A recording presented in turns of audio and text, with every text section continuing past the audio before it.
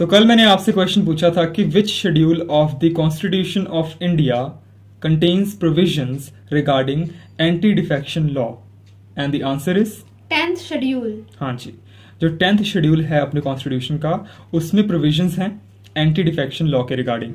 कल मैंने आपको मतलब बताया था डिफेक्शन का, दल बदलना, एक पार्टी को छोड़कर दूसरी पार्टी में कूद जाना, दैट इज डिफेक्शन। उसको रोकने के लिए एक लॉ लाया गया था एंटी डिफेक्शन, जो कि हमारे 10th शेड्यूल में है। और ये है कुछ इन्फॉर्मेशन आपके लिए 10th शेड्यूल, बाकी और कॉन्स्टिट्यूशन के बारे में। तो जो अपना 10th शेड्यूल है कॉन्स्टिट्यूशन का, इसको अब एंटी डिफेक्शन लॉ के नाम से जाना जाता है, क्योंकि इसके अंदर डिफेक्शन के रिगार्डिंग प्रोविजंस हैं। जैसे कि मैंने आपको बताया कि आजकल के लीडर्स का क्या है कि कहीं भी अगर उनका देखा थोड़ा सा प्रॉफिट हो रहा है तो पार्टी तुरंत स्विच कर लेते हैं, है ना। जनता ने आपको चुना है, उस पार्टी के लिए चुना है, आपको कुछ मैंडेट्स दिए हैं, तो आप उसी में रहिए। जो जनता का ट्रस्ट है ना, उसको ब्रेक मत कीजिए। पार्टी को फ्रीक्वेंटली चेंज करने का कोई मतलब नहीं है, ठीक है। तो इसी को रोकने के लिए एक लॉ लाया गया जिसको कहते हैं एंटी डिफेक्शन लॉ। ये लॉ पार्लियामेंट के द्वारा 1985 में पास किया गया।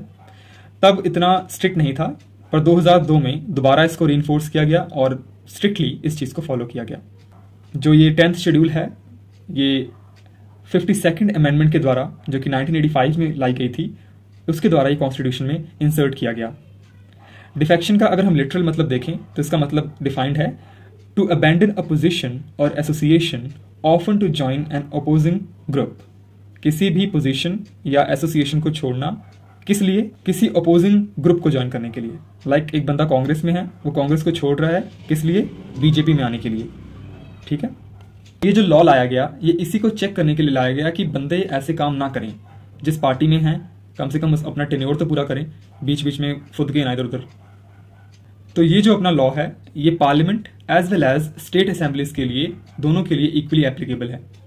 और इसका मेन मोटिव, जैसे मैंने आपको बताया, कि एमपीज और एमएलएज जो हैं वो अपनी पार्टी को फ्रीक्वेंटली चेंज ना करें, इसको चेक करना है। तो आपको पता होना चाहिए कि जो अपना कॉन्स्टिट्यूशन है, इसमें 3 चीजें हैं: schedules, parts and articles. Schedules के अंदर आते हैं हमारे पास पार्ट्स, और पार्ट्स के अंदर हमारे पास आते हैं आर्टिकल्स। तो शेड्यूल्स जो हैं वो अपने कॉन्स्टिट्यूशन में 12 हैं, पार्ट्स 25 हैं और आर्टिकल्स 448 हैं, ठीक है।